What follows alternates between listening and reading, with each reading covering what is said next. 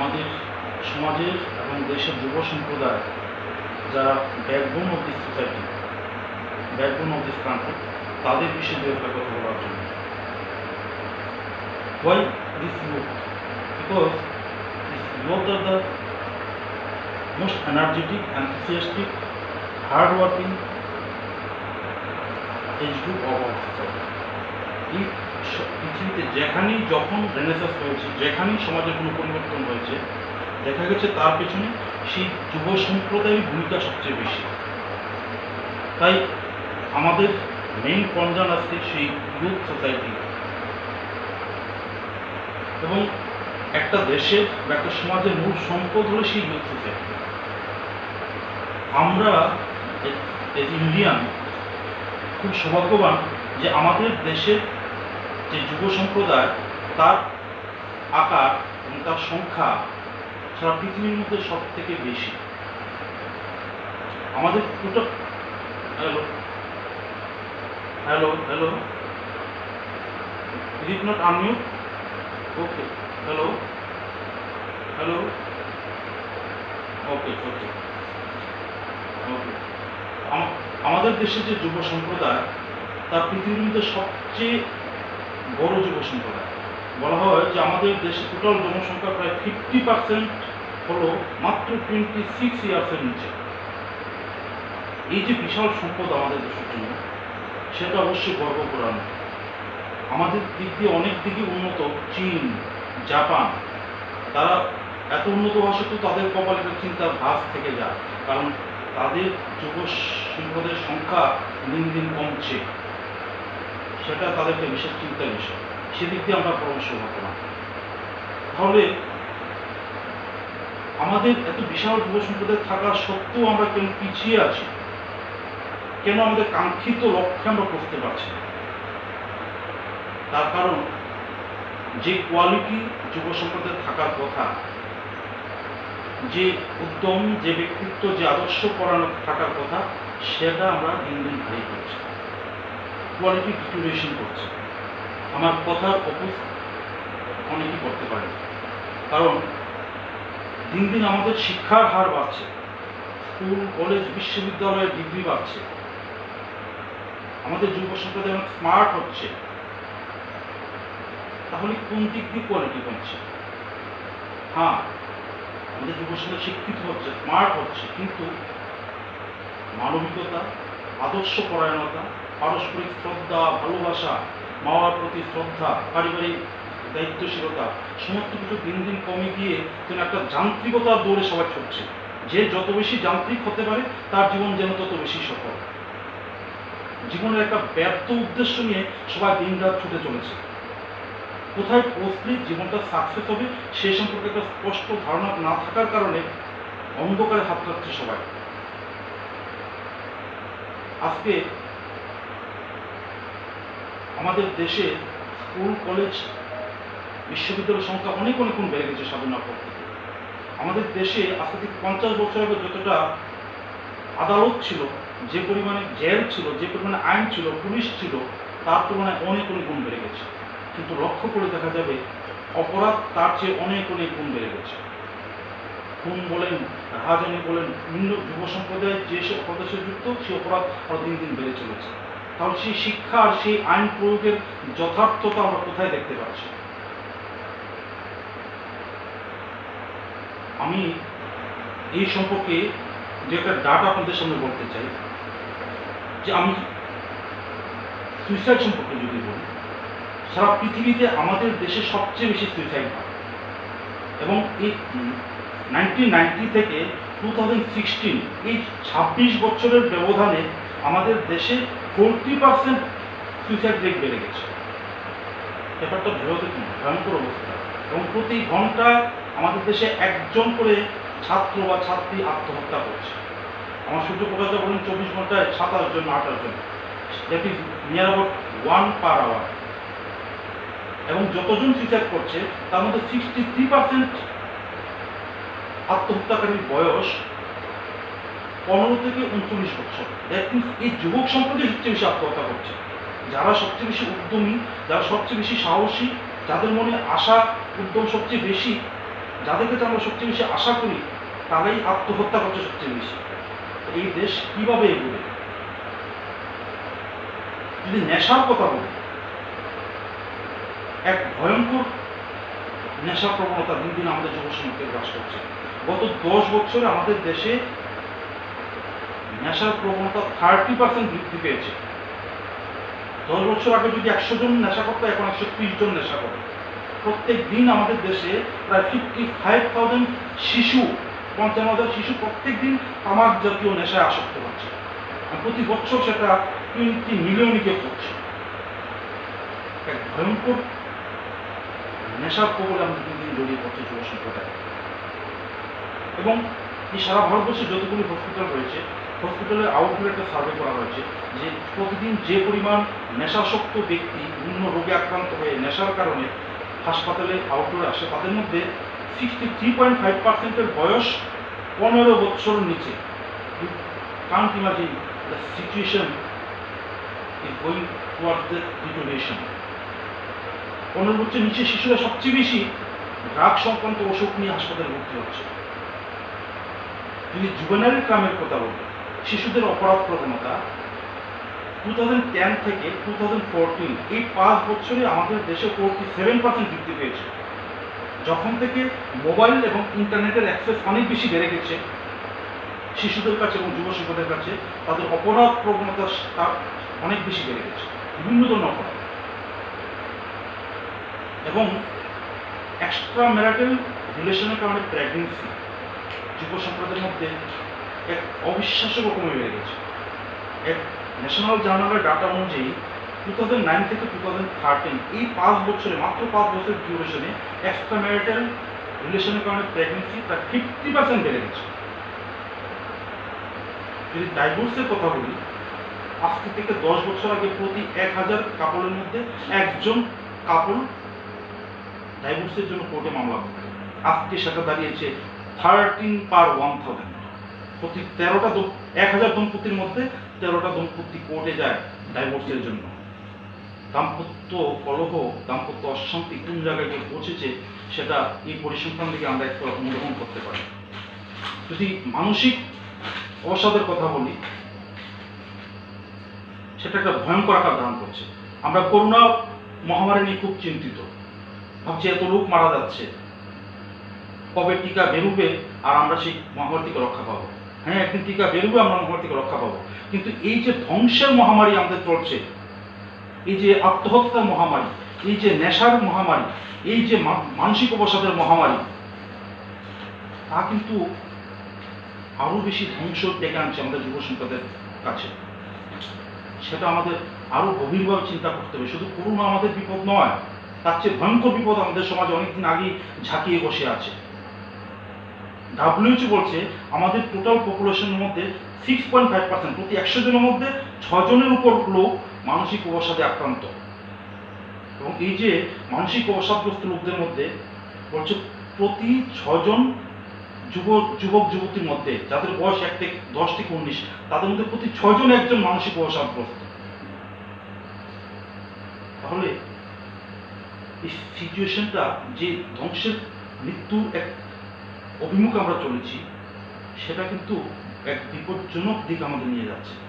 আমরা যদি এই মুহূর্তে সেটাকে রুখতে চেষ্টা না করি, আমরা যদি চিন্তিতভাবে তার জন্য প্রতিকার ভাবতে চেষ্টা না করি, তাহলে কিন্তু আমরা একদিন কোথায় গিয়ে পৌঁছবো তার কোনো নিয়ন্ত্রণ থাকবে না।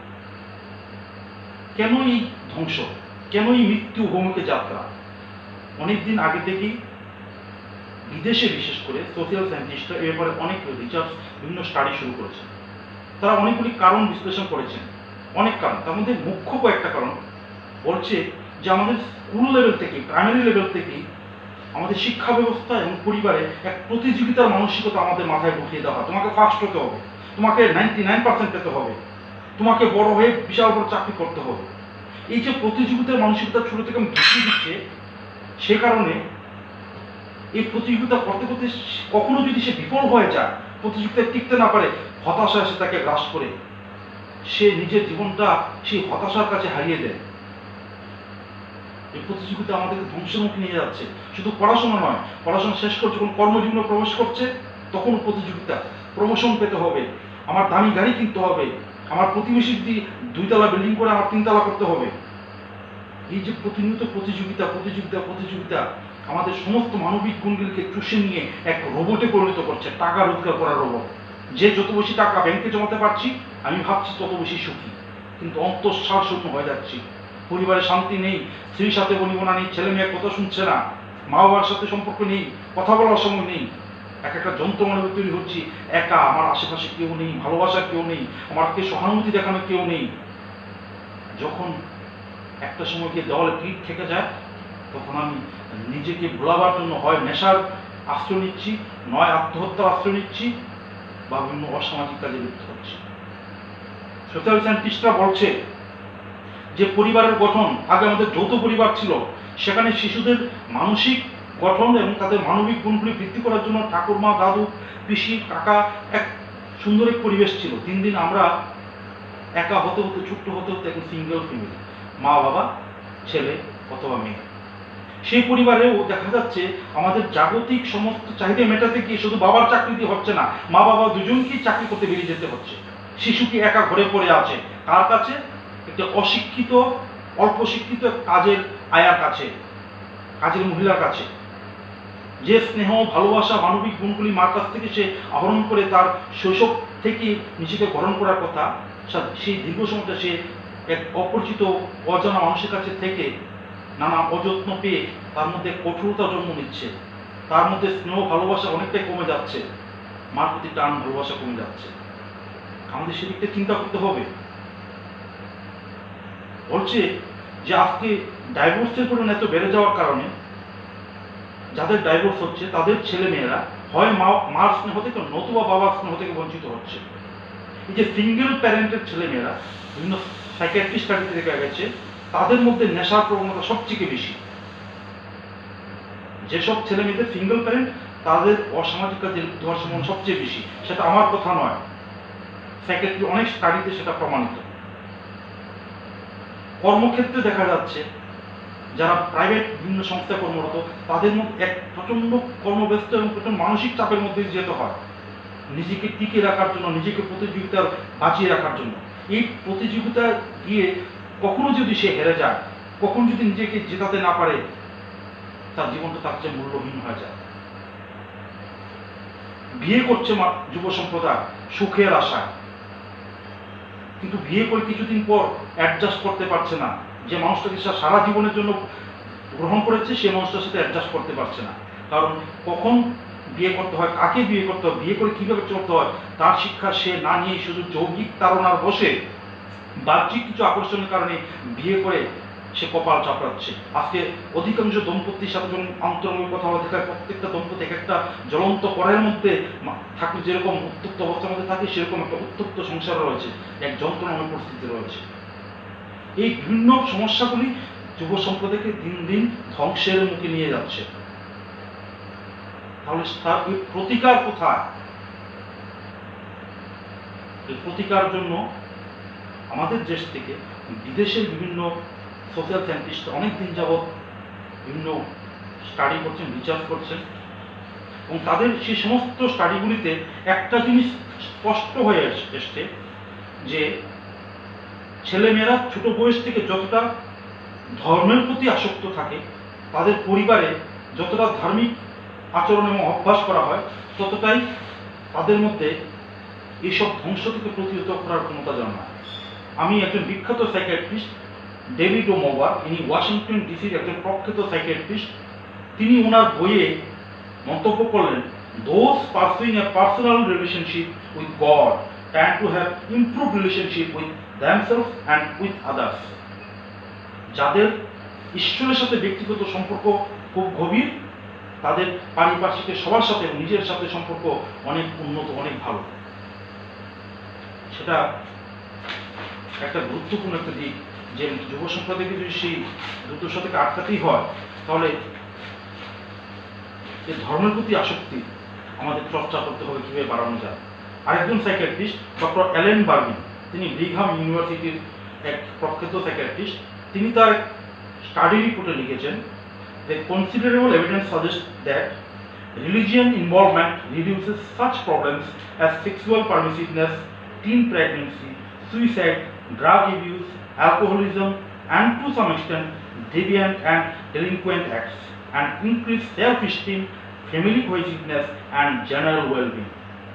More generally, social scientists are discovering the continuing power of religion to protect the family from forces that would tear it down.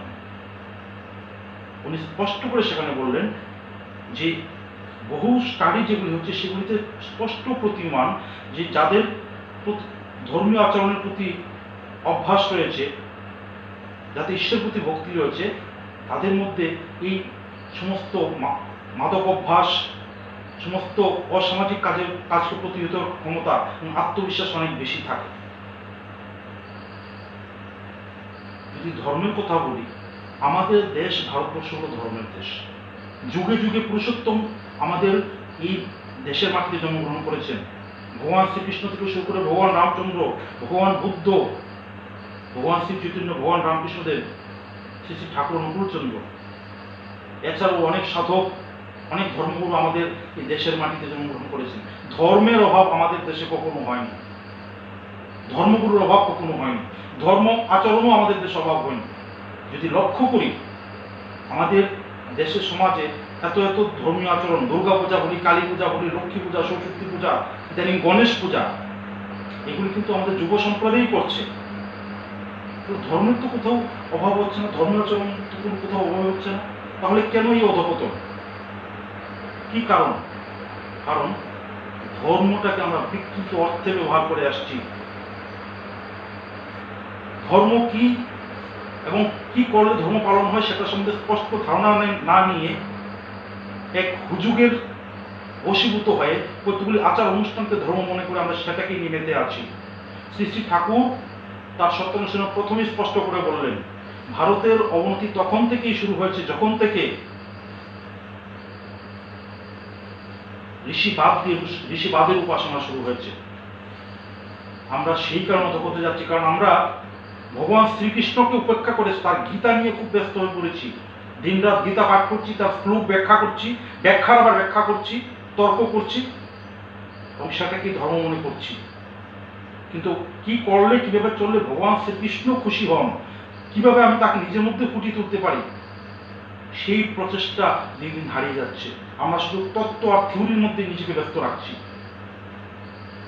আমরা রামায়ণ পড়ে রাম আর ভরতের গল্প শুনে খুব কেঁদে বুক ভাসাই, কিন্তু আমি কিভাবে চললে, আমি আমার ভাইয়ের প্রতি কিভাবে আচরণ করলে ভগবান রামচন্দ্র খুশি হবেন, কিভাবে রামচন্দ্র চরিত্র আমার মধ্যে ফুটে উঠবে, সেই শিক্ষা, সেই অভ্যাস, সেই প্রচেষ্টা কোথাও নেই।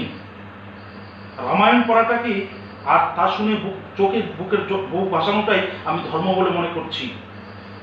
শ্রী শ্রী ঠাকুর এসে ঠিক ওই জায়গাতে এবার হাত দিলেন। এবার আর ঋষি বাদ দিয়ে ঋষিবাদের উপাসনার সুযোগ রইল না। তিনি আমাদেরকে ঋষি ছাড়া করেননি। উনি যতদিন ছিলেন এই ধরাধামে, উনি আমাদের সামনে ছিলেন। উনি চলে যাওয়ার পর, hello hello, am I audible? Okay okay. উনি চলে যাওয়ার পর আমাদের সামনে রেখে গেছেন আচার্য পরম্পরা। আমরা শ্রী শ্রী ঠাকুরকে জীবন্ত দেখতে পাই, অনুভব করতে পারি, তার সাথে কথা বলতে পারি। আজকে সৎসঙ্গের এত বড় প্ল্যাটফর্ম, সারা পৃথিবীতে ৫,০০০-এর উপর কেন্দ্র মন্দির, উপজেলা কেন্দ্র, ফিলান্থ্রপি অফিস, কোটি কোটি মানুষ সৎসঙ্গের পতাকা তুলে আসছে।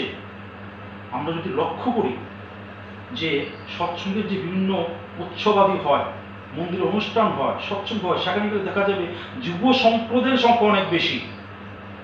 আমি এতক্ষণ যুব সম্প্রদায়ের যে নেগেটিভ দিকটা বললাম, তার ঠিক অপোজিট দিকটা সৎসঙ্গে আসলে আমরা দেখতে পাই, যে সেখানে ইয়ং জেনারেশন, ইয়ং ছেলেমেয়েরা যারা এই বয়সে ক্লাবে আড্ডা দেওয়ার কথা, নেতার পিছনে ঘুর ঘুর করার কথা, সন্ধ্যায় মোড়ে দাঁড়িয়ে মাস্তানি করার কথা, বাইক নিয়ে গার্লফ্রেন্ড নিয়ে উদ্যম বেগে ছুটার কথা, সেই যুব সম্প্রদায় সৎসঙ্গে এসে সাদা ধুতি পাঞ্জাবি পরে ঈশ্বরের গুণগান করছে, কীর্তন করছে, মানুষকে ধর্মের কথা বলছে, বাঁচা বাড়ার কথা বলছে। এই যে অপোজিট ডিরেকশনের চেঞ্জ, স্রোতের বিপরীত মুখে চলা, সেটা শ্রী শ্রী ঠাকুর এসে এবার আমাদেরকে করিয়ে দেখালেন। আমরা ধ্বংসের বিপরীত মুখে চলতে শুরু করেছি শ্রী শ্রী ঠাকুরকে ধরে। এত বড় বড় উৎসব হয়, লাখে লাখে লোক হয়, এত তো যুবক যুবতী আসে, একজন যুবক যুবতীর মুখে ভিড় দেখা যায় না, মদের গন্ধ থাকে না, তাদের মধ্যে কিছু উচ্ছৃঙ্খল অসামাজিক আচরণ দেখা যায় না। অথচ এত বড় উৎসব প্যান্ডেলে কোথাও লেখা নেই এখানে ধূমপান নিষেধ, এখানে অসামাজিক কাজ করা নিষেধ। এই যে যুব সম্প্রদায়কে বাঁচাবার পথে এগিয়ে নিয়ে যাওয়া, সেটা সম্ভব হচ্ছে কারণ শ্রী শ্রী ঠাকুর দয়া করে আমাদের জন্য শ্রী শ্রী বর্দা, আচার্য শ্রী শ্রী দাদা, শ্রী শ্রী বাবাদেরকে রেখে গেছেন, শ্রী অভিন্দাদাকে রেখে গেছেন। তারা আমাদেরকে টেনে ঈশ্বরমকে নিয়ে যাচ্ছেন, সমস্ত যুব সম্প্রদায়কে এক বিপরীত স্রোতের দিকে নিয়ে যাচ্ছেন, সেটা আমরা প্রত্যক্ষ দেখতে পাই।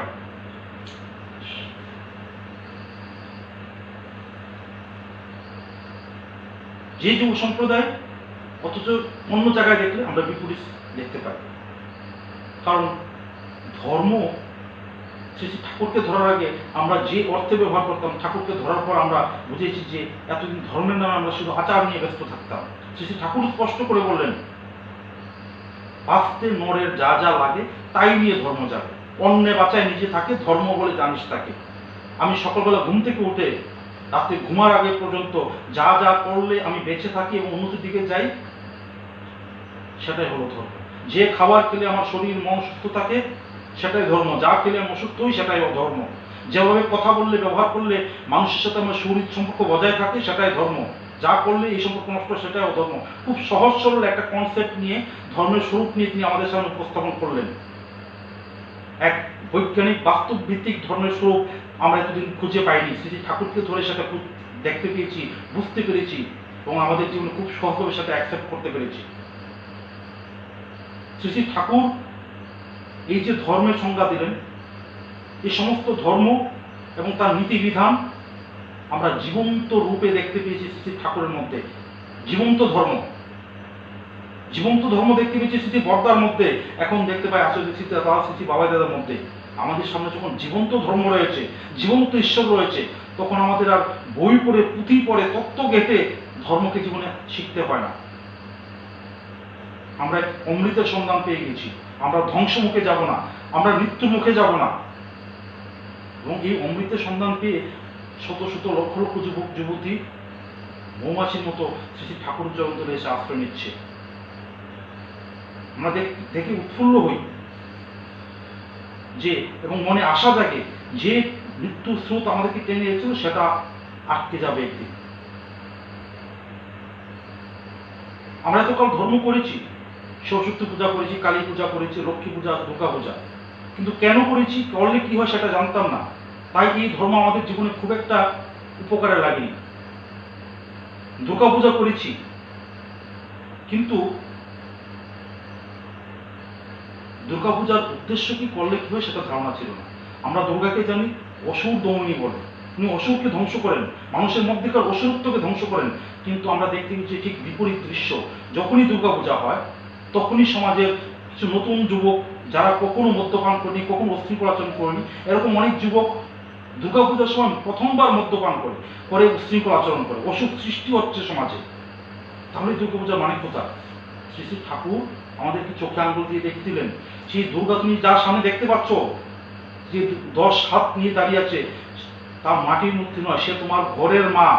যে মা সংসারের থেকে সংসারের 10 দিক সামলান, সন্তান সন্ততি পালন করেন, স্বামী সেবা করেন, পশু পাখি পালন করেন, পাড়া প্রতিবেশী খোঁজ রাখেন, সমস্ত সংসারের 10 দিক যিনি পরিচালনা করেন, লক্ষ্য রাখেন, তিনি হলেন সেই দুর্গা। সেই 10 দিক উনি লক্ষ্য রাখেন বলে তার 10 হাত দেখানো হয়েছে। সেই দুর্গার পায়ের নিচে সিংহ দিয়েছেন, কারণ আমার মা যিনি সতী, যিনি আর্য নারী, তার সতীত্বের তেজ যত বেশি, তার বিচক্ষণতা এত বেশি যে সিংহের মতো হিংস্র কোনো মানুষ, কোনো পুরুষ তার কাছে এসে পদদলিত হয়, কখনো তার কোনো ক্ষতি করতে পারে না। আমরা দুর্গা মায়ের নিচে দেখেছি এক মহিষের গলা থেকে অসুর বেরিয়ে আসছে। শ্রী ঠাকুর বললেন যে মায়ের বিচক্ষণতা, বুদ্ধি, তার ষষ্ঠেন্দ্রিয় এত বেশি সজাগ যে কোনো দুষ্ট লোক নিরীহ বেশ ধরে, গোবেচারা ভাব ধরে তার কাছে এসেও টিকে থাকতে পারে না। তিনি ঠিক তাকে চিনে তার মধ্যেকার অসৎ প্রকৃতি রেখে বের করে দিতে পারেন। মা হলো এরকম। আমার মার স্বরূপ চিনানোর জন্য সে দুর্গাপূজার আয়োজন। সেই দুর্গার প্রতিমার পেছনেই দেখি মহাদেবের ফটো থাকে। সেটা বোঝানো হয়েছে যে মা এত কিছু করা সত্ত্বেও তার স্বামী নিষ্ঠা প্রখর থাকে, এবং এই প্রখর স্বামী নিষ্ঠা নিয়ে সংসার চলার ফলে তার গর্ভে লক্ষ্মী, সশক্তি এবং কার্তিক গণেশের মতো সুসন্তানের জন্ম হয়। এক পূজার নতুন অর্থ আমরা ঠাকুরকে ধরে পেয়েছি। যদি এই দুর্গাপূজা করলে আমার গর্ভধারী মায়ের প্রতি আমার শ্রদ্ধা, ভালোবাসা, ভক্তি না জন্মালো, তার প্রতি যদি ভালোবাসা আমার আরো না বাড়লো, তাহলে দুর্গাপূজার কোনো মানেই নেই, বৃথা এই দুর্গাপূজা করা। আমরা এতকাল তাই করে এসেছি। সরস্বতী পূজা করেছি, আজকাল আরো বেশি হচ্ছে জাঁকজমক। ছাত্ররা এই 2-3 দিন যাবত এক উদ্দাম তামসিক আনন্দে মেতে থাকে। শ্রী শ্রী ঠাকুর সেই সরস্বতী পূজার ব্যাখ্যা সম্পর্কে বললেন যে সরস্বতী মায়ের নিচে হাঁস থাকে, অন্য কিছু থাকতে পারতো, কুকুর, বেড়াল, গরু, কত কিছু থাকতে পারতো। হাঁস দেওয়ার অর্থ হলো, বলা হয় যে হাঁসের একটা বিশেষ গুণ, সে এক বাটি দুধ থেকে ছানাটা খেয়ে নিতে পারে, জল পড়ে থাকে। বিদ্যার্থীর চরিত্র ঠিক সেরকম হওয়া উচিত। একটা পাঠ্যপুস্তক থেকে পরে তার নির্যাসটা গ্রহণ করা উচিত। সমস্ত বইটা মুখস্থ করে কখনো বিদ্যা অর্জন হয় না, সেটা বোঝাতেই সে হাঁসের ব্যবস্থা। সরস্বতী মায়ের গায়ে থাকে শ্বেত শুভ্র বস্ত্র, কখনো উজ্জ্বল লাল, নীল, কালো বস্ত্র থাকে না। তার কারণ সাদা হলো শান্তির প্রতীক। যিনি বিদ্যা অর্জন করবেন তার মানসিক এবং পারিপার্শ্বিক এক শান্ত পরিবেশ হওয়া দরকার, শান্তিময় পরিবেশ হওয়া দরকার, তবেই তার বিদ্যা অর্জন যথার্থ হবে। মায়ের হাতে থাকে বীণা, অন্য কিছু থাকতে পারত, গদা, ত্রিশূল, তীর, ধনুক, অনেক কিছু থাকতে পারত। বীণা দেওয়ার অর্থ হয়েছে, বীণা হলো ছন্দময় গতির প্রতীক। যে বিদ্যা অর্জন করবে তার বিদ্যা অর্জনের অভ্যাস প্রতিদিন এক ছন্দের আকারে, গতির আকারে চলা উচিত। আজকে একটু পড়লাম, 10 দিন পর আর একটু পড়লাম, এই বিদ্যা কখনো কোনো বিদ্যার্থীর কাজে লাগে না। তাহলে এক বিদ্যার্থীর আচরণ কিরকম হবে সেটা মূর্তির আকারে আর্য ঋষিরা আমাদের সামনে ফুটিয়ে তুলেছেন। সেই সরস্বতী পূজা করে আমরা সেই আচরণগুলি আমার মধ্যে আত্মস্থ করব, আমি আরো বেশি বিদ্যা আহরণে অভ্যস্ত হবো। সেটা হলো সরস্বতী পূজার সার্থকতা। কিন্তু আমরা কিন্তু তা জানতাম না, ভাবতাম খুব বড় করে সরস্বতী পূজা করে খুব বেশি খিচুড়ি খাওয়ালে, ঢাকুর পেটালে সরস্বতী পূজা হয়। এক ভ্রান্ত ধর্মবোধ নিয়ে আচরণ সমস্যা আমরা চলেছি বলে সেই ধর্মের কোনো প্রতিফলন আমাদের মধ্যে দেখা যায়নি। আমরা সম্প্রদায়টাকে ধর্ম বলে মনে করেছি। আমরা বলতাম হিন্দু ধর্ম, মুসলমান ধর্ম, খ্রিস্টান ধর্ম। সে ঠাকুর এসে বলেন সেটা সম্প্রদায় ধর্ম নয়, সবার ধর্ম এক। হিন্দু, মুসলমান, খ্রিস্টান, বৌদ্ধ, প্রত্যেকটা মানুষ বাঁচতে চায়, বাঁচতে চায়, স্বপারিপার্শ্বিক উন্নতির দিকে যেতে চায়। তাই সবার জন্য ধর্ম এক, সম্প্রদায় আলাদা আলাদা হতে পারে। তাই শ্রী ঠাকুরকে ধরে আর সাম্প্রদায়িক বিদ্বেষ করলে না। আজকে আমরা দেওঘরে যাই, সেখানে বাংলাদেশ বলেন, ভারত বলেন, নেপাল বলেন, ভুটান বলেন, বিভিন্ন বিদেশ থেকে লোক আসছে, কারোর মধ্যে কোনো সাম্প্রদায়িক ভেদাভেদ নেই। আমরা সবাই পরমপিতার সন্তান, আমরা সবাই সৎসঙ্গী। এই যে ইউনিটি, বিশ্বপিতাকে কেন্দ্র করে যে বিশ্ব ভ্রাতৃত্ববোধ সারা পৃথিবীতে জেগে উঠছে। আজকে এই অনলাইন সৎসঙ্গের কারণে বিভিন্ন দেশ একসাথে সৎসঙ্গ করছে। ভারত, বাংলাদেশ, নেপাল, ইউকে, কানাডা, সমস্ত দেশগুলো একসাথে সৎসঙ্গ করছে। মনে হচ্ছে না আমরা আলাদা দেশে আছি, মনে হচ্ছে আমরা এক জায়গায় আছি, এক মাটির মানুষ। সেই আমাদের তৈরি করা বর্ডারের যে বিভেদ সেটা থাকছে না। এই যে শ্রী শ্রী ঠাকুর এক রিভলিউশন তৈরি করে দিয়েছেন, সেই রিভলিউশনই পারে একমাত্র এই যুব সম্প্রদায়কে এই অধঃপতনের স্রোত থেকে টেনে তুলতে। তার জন্য প্রথমেই প্রয়োজন 12 বছর বয়সে সৎ দীক্ষা। সৎ দীক্ষা ছাড়া তাকে ধরা সম্ভব নয়। দীক্ষা নেওয়ার ইচ্ছা অনেকের মধ্যে দেখতে পাই। আমার অনেক বন্ধু বান্ধব, অনেক গার্জেনের মধ্যে দেখি যে দীক্ষা নেবে। কোথায় দীক্ষা নেবে? প্রথমেই খুঁজতে থাকে কোথায় গেলে কিছু না করে পাওয়া যায়। তোমাদের অনুকূল ঠাকুরের অনেক কিছু করতে হয়, সেই ইষ্টভীতি, নিরামিষ খাওয়া, সৎসঙ্গ, অর্ঘ্য দেওয়া, এত বেজাল পারবো না।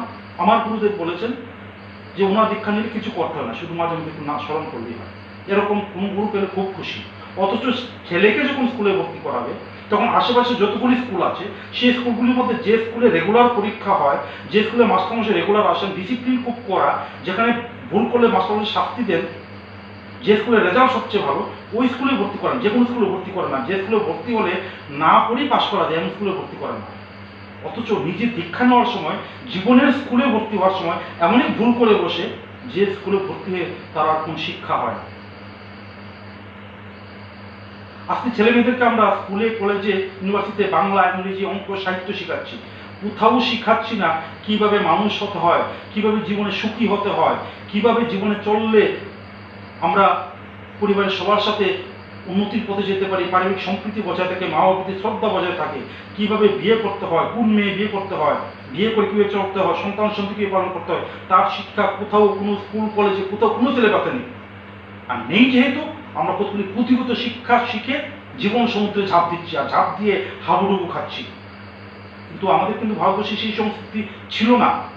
আমরা যদি আর্য সংস্কৃতিতে দেখি তাহলে দেখা যাবে 12 বছর হলেই ছেলেদেরকে মেয়েদেরকে গুরু গৃহে পাঠিয়ে দেওয়া হতো। সেখানে গুরুর তত্ত্বাবধানে থেকে শুধু পুঁথিগত বিদ্যার পাশাপাশি জীবনের যা যা প্রয়োজনীয় সমস্ত নীতিবিধান সে হাতে কলমে সেখানে গুরুর কাছে শিখত।